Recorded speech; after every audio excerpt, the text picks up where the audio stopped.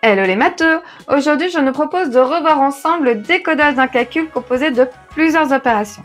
Alors, prête à devenir des experts? C'est parti!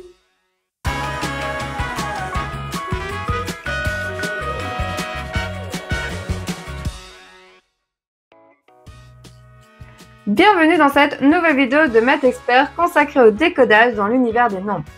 Aujourd'hui, je nous propose d'atteindre le niveau 2 dans la maîtrise de la traduction d'un calcul, car cette fois-ci, ce calcul se composera de plusieurs opérations. Mais avant de se lancer, commençons déjà par se rappeler les différentes expressions qui nous permettent de traduire une opération. Alors, installe-toi confortablement, n'hésite pas à prendre des notes et c'est parti pour devenir des experts. Pour traduire une addition, nous utilisons l'expression la somme de et de. Par exemple, 3 plus 5 est la somme de 3 et de 5. Avec la soustraction, nous utilisons l'expression la différence entre et. Par exemple, 3 moins 5 est la différence entre 3 et 5. Mais attention, moins 5 est l'opposé de 5. Ensuite, nous avons la multiplication, qui se traduit par le produit de par. Par exemple, 5 fois 3 est le produit de 5 par 3. Avec la particularité que si nous multiplions par 2, nous pouvons dire le double de, comme 2 fois 5 qui est le double de 5. Ou encore que quand nous multiplions par 3, nous pouvons dire le triple de, tel que 3 fois 5 qui est le triple de 5. Concernant les puissances, ce sera la énième puissance 2. Par exemple, 3 exposant 5 est la cinquième puissance de 3. Cependant, si l'exposant est 2, nous disons alors le carré de, comme 5 au carré qui est le carré de 5, ou 5 exposant 3 qui sera le cube de 5. Et enfin, nous avons la division qui se traduit par le quotient de par. Par exemple, 3 divisé par 5 se traduit par le quotient de 3 par 5. Pour devenir incollable en décodage d'un calcul, ces différentes expressions doivent être connues sur le bout des doigts. Et pour t'aider à les mémoriser, tu retrouveras dans la description de cette vidéo une synthèse et des fiches interactives. Mais entrons maintenant dans le vif du sujet.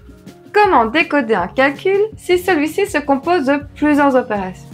Le secret se cache derrière un seul concept, l'opération principale. Voyons cela plus en détail. Si un calcul se compose de plusieurs opérations, nous avons besoin de savoir dans quel ordre les traduire. Pour cela, nous devons identifier l'opération principale. Il s'agit de retrouver la dernière opération effectuée si nous effectuons le calcul. Il est donc important de bien maîtriser la règle des priorités des opérations. Pour rappel, l'ordre des priorités est le suivant. D'abord, nous devons effectuer les calculs placés entre parenthèses. Ensuite, nous effectuons les puissances, puis les multiplications et les divisions en respectant le sens de la lecture, et enfin, les additions et les soustractions en respectant également le sens de la lecture. Prenons un exemple. Nous avons le calcul 5 plus 3 fois 2. Dans ce calcul, nous observons que nous avons une addition et une multiplication. Si nous effectuons le calcul, nous devons d'abord effectuer la multiplication. 3 fois 2 est égal à 6, donc 5 plus 6. Et enfin, nous pouvons effectuer l'addition, 5 plus 6 est égal à 11. La dernière opération que nous avons effectuée est donc l'addition. L'opération principale de ce calcul est donc une addition. Vérifions si tu as déjà bien compris cette histoire d'opération principale. Voici 5 calculs et c'est à toi de retrouver l'opération principale de chacun de ces calculs. Appuie sur pause pour te laisser le temps de réfléchir à ton aise et quand tu seras prêt ou prête à entendre la correction, il te suffira simplement d'appuyer sur play pour relancer la vidéo.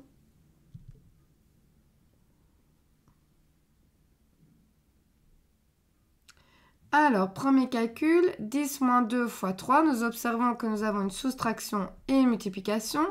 Mais comme la soustraction est entre parenthèses, c'est elle que nous devons faire en premier, suivie de la multiplication. Donc l'opération principale ici, c'est la multiplication. Calcul suivant, nous avons une addition et une division. Ce que nous devons faire en premier, c'est la division. Donc en dernier vient l'addition. Là voilà notre opération principale. Troisième calcul, nous avons une addition et une multiplication. L'addition entre parenthèses va être faite en premier. Il reste la multiplication en dernière position. C'est donc la multiplication de notre opération principale. Quatrième calcul, nous avons une multiplication, une soustraction et une puissance. Dans l'ordre, nous devons d'abord faire la soustraction puisqu'elle est placée entre parenthèses, ensuite la puissance et vient en tout dernier la multiplication. C'est donc à nouveau la multiplication, l'opération principale. Et enfin, dernier calcul, nous avons l'opposé, la soustraction, la multiplication et la puissance. Dans l'ordre, nous devons d'abord faire la multiplication suivie de la soustraction puisqu'elles sont toutes les deux placées entre parenthèses, suivi de la puissance et vient en dernier l'opposé, l'opération principale et donc l'opposé. Alors, comment ça se passe pour toi jusqu'à présent? N'hésite pas à partager tes impressions en commentaire, car c'est tous ensemble que nous parviendrons à surmonter les obstacles. Maintenant que nous sommes devenus des experts en opération principale, nous pouvons nous attaquer au décodage. Notre objectif est de parvenir à traduire en français un calcul lorsque celui-ci se compose de plusieurs opérations. Et nous terminerons avec un petit exercice pour vérifier comment tu t'en sors. Pour décoder un calcul composé de plusieurs opérations, la première étape consiste à identifier l'opération principale. Reprenons le calcul de tout à l'heure. 5 plus 3 fois 2. Comme la dernière opération effectuée est une addition, l'opération principale est l'addition. La deuxième étape revient alors à utiliser la bonne expression pour traduire l'opération principale. Pour l'addition, c'est la somme de et de. Ensuite, comme il s'agit d'une addition, quels sont les termes? Autrement dit, quels sont les nombres que nous additionnons? Il suffit simplement de repérer ce que nous avons avant et après le plus. Avant, nous avons 5, qui est alors le premier terme. Et après, nous avons 3 fois 2, qui est le second terme. Mais ce second terme contient une opération. Chaque opération doit être traduite. 3 fois 2 se traduit par le triple de 2, ou éventuellement le produit de 3 par 2. Nous pouvons donc compléter l'expression de la somme en y insérant les termes. Nous obtenons donc la somme de 5 et de le triple de 2. Mais de le se dit pas, donc la réponse finale sera la somme de 5 et du triple de 2. Prenons un deuxième exemple. Le calcul cette fois-ci c'est 24 divisé par 5 plus 3. D'abord nous devons identifier l'opération principale. Nous observons que nous avons une division et une addition. Comme l'addition est placée entre parenthèses, celle que nous devons effectuer en premier. Et puis en dernier vient la division. L'opération principale est donc la division.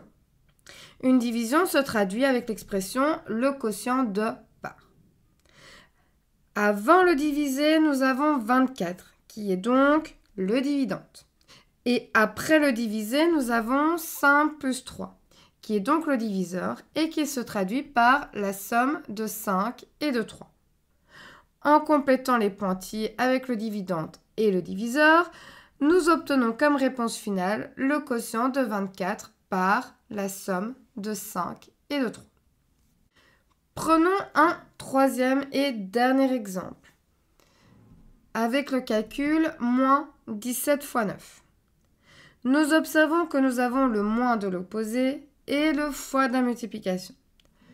Comme la multiplication est placée entre parenthèses, nous devons l'effectuer en premier. L'opération principale est donc l'opposé.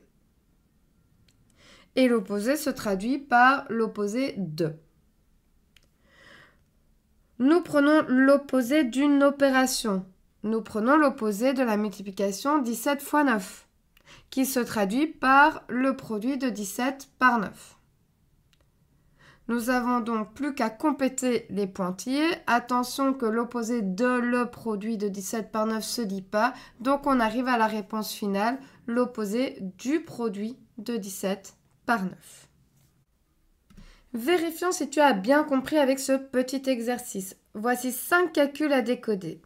Prends une feuille et un crayon, appuie sur pause pour te laisser le temps de réfléchir à ton aise et quand tu seras prêt ou prête à entendre la correction, il te suffira simplement d'appuyer sur play pour relancer la vidéo.